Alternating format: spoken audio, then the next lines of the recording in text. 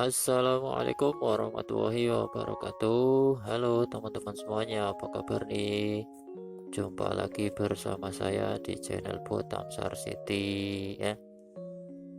Apa kabar nih teman-teman nih semuanya? Mudah-mudahan dalam keadaan sehat semua ya, dilancarkan rezekinya dan dimudahkan segala urusannya. Amin.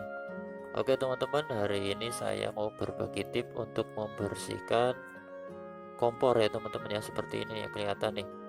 Jadi di belakang kompor ini, di belakang tempat nyalanya itu ya, itu ada pengait kecil dari kawat ya, yang sangat kecil ya, yang mungkin gampang patah ya teman-teman ya. Seperti kelihatan ini, sudah kelihatan, sudah saya lepas nih seperti ini teman-teman nih. Kemudian kalau pengaitnya sudah dilepas ya, gampang, ini tinggal ditarik saja ya teman-teman, dia akan lepas sendiri ya. Setelah itu ya, mari kita bersihkan seperti ini teman-teman. Nah, tip atau saran dari saya, gunakanlah sunlight untuk pembersihannya, karena kompor sudah pasti banyak minyaknya ya teman-teman ya. Jadi kalau minyak itu akan cepat luntur jika dicuci menggunakan sunlight ya teman-teman ya. Bukan promosi ya teman-teman ya, tapi memang kenyataannya kalau minyak itu akan cepat luntur jika dicuci dengan menggunakan sunlight. Pakai sabun lain juga bisa ya teman-teman ya. Dan ini ya, untuk dudukannya sudah saya cuci ya teman-teman ya, menggunakan sunlight. Nanti tinggal dikeringkan, kemudian saya lanjutkan untuk mencuci atau menggosok bagian untuk alat yang keluarnya si api ya, atau keluarnya gas ya teman-teman ya.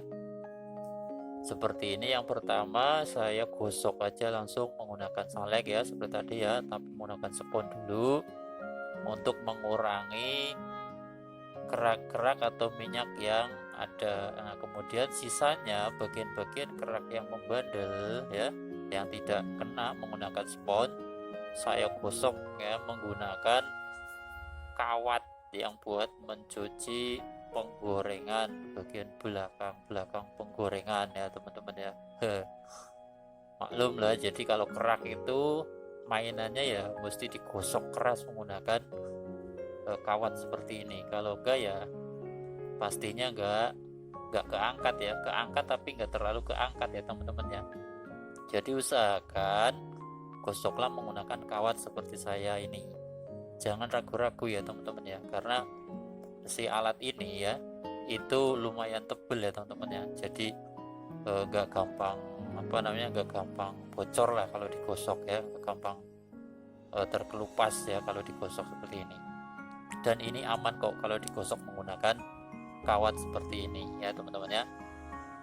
Asalkan jangan setiap hari saja digosok menggunakan kawat seperti ini ya teman-teman ya. Kalau hari-hari biasa ya cukup, kalau memang harus dibersihkan ya cukup menggunakan spons aja. Dan setelah digosok pakai kawat, saya ulangi lagi ya menggunakan spons supaya hasilnya lebih maksimal seperti yang kelihatan di video ini ya teman-teman ya. Karena kalau pakai spons ya, hasilnya juga pasti minyaknya lebih keangkat. Dan setelah selesai mencuci kompor, saya angkat yang namanya kasur ya teman-teman ya. Nah, setelah itu saya lanjutkan untuk masak teman-teman. Oh iya teman-teman, di sini nanti saya mau masak yang namanya sambal kecek ya teman-teman ya. Saya itu terinspirasi ya masakannya dari channel Mak XL, karena saat itu saya melihat channelnya Mak XL ya lagi membuat masakan namanya sambal kicek ikan pe. Akan tetapi pagi tadi ya saya ke pasar untuk membeli ikannya, ternyata tidak ada di pasar teman-teman ya. Makanya nanti ya ikannya mau saya ganti menggunakan ayam saja ya teman-teman ya, yang tentunya di pasar itu banyak ayam ya. Dan setelah itu ya, setelah bumbunya selesai dikupasin, saya lanjut ngupas namanya gambas atau oyong ya teman-teman ya. Jadi nanti si oyong ini mau saya campur dengan ayamnya ya, dimasak menggunakan sambal kicik yang tadi ya teman-teman ya.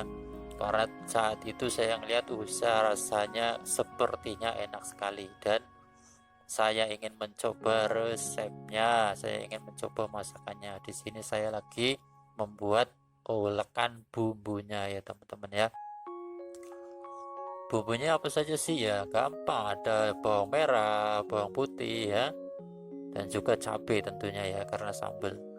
Dan inilah setelah bumbunya atau sambalnya diulek lalu ditumis ya. Setelah ditumis, bumbunya udah mulai kering, saya masukkan ayamnya yang sudah digoreng ya teman-teman ya. Oh iya, tadi pas goreng ayamnya nggak saya videoin ya teman-teman ya, tapi ayamnya sudah digoreng ya teman-teman ya, supaya matang dulu. Dan seperti inilah, setelah ayam itu masuk diaduk dengan bumbunya ya atau sambelnya, saya tambahkan air ya teman-teman ya. Supaya apa? Kalau ditambahkan air, nanti bumbunya itu akan lebih cepat meresap ke dalam ayamnya ya teman-teman ya. Jangan lupa teman-teman ya, diaduk-aduk ya. Kalau masak itu diaduk-aduk, dan gunakan api yang sedang ya. Jangan terlalu kecil dan juga jangan terlalu besar. Kalau terlalu besar, masakannya akan cepat matang, tapi dia juga akan cepat basi ya teman-teman ya. Dan di sini saya tambahkan yang namanya penyedap rasa teman-teman. Ada lada bubuk juga teman-teman ya. Diaduk-aduk lagi teman-teman ya. Oh iya teman-teman, jangan lupa ya teman-teman ya, bantu channel saya ini supaya berkembang. Caranya gampang kok, dengan like, komen, subscribe, dan share videonya ke media sosial yang teman-teman miliki. Oke teman-teman, ini dia masakannya yang sudah matang ya, setelah tadi gambasnya dimasukin ya, dan ditunggu beberapa menit. Kemudian masakannya setelah matang ya, karena sudah lapar, saya langsung makan teman-teman. Tapi seperti biasa ya teman-teman ya, karena saya di perantauan masih tinggal sendirian, keluarga itu ada di kampung semua, makanya saya masih makan sendirian. Kalau ada yang mau menemani ya, saya makan, monggo silakan. Tempatnya ada di mana? Ada di Indonesia. Oke teman-teman, ini seperti ini nih makan ya teman-teman ya. Mau pagi, mau siang, mau sore, kapanpun waktunya makan, harus makan ya teman-teman ya. Supaya apa? Supaya badan itu tetap terjaga kesehatannya ya teman-teman ya. Karena makan juga sangat diperlukan oleh tubuh, apalagi makanan yang seimbang ya, makanan yang bergizi ya, ada sayurnya, ada proteinnya ya, dan lain-lainnya yang membuat badan kita menjadi seimbang lah, menjadi sehat lah. Oh iya teman-teman, itu di samping di piring itu ada tempe goreng ya teman-teman ya, tapi tadi saya nggak videoin juga pas penggorengannya, karena kalau saya videoin pastinya durasinya akan panjang teman-teman.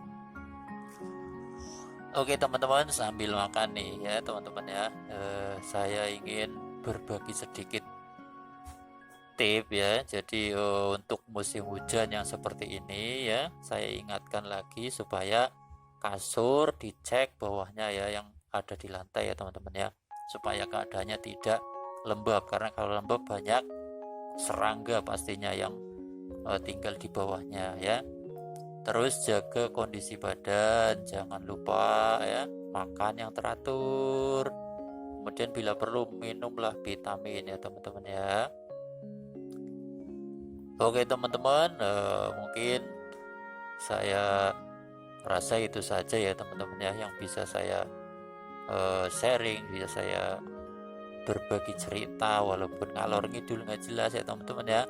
Intinya kalau ada kata-kata yang kurang berkenan mohon dimaafkan. Dari saya mungkin cukup itu saja ya teman-teman ya. Mudah-mudahan ada manfaatnya. Kurang dan lebihnya mohon dimaafkan ya. Assalamualaikum warahmatullahi wabarakatuh.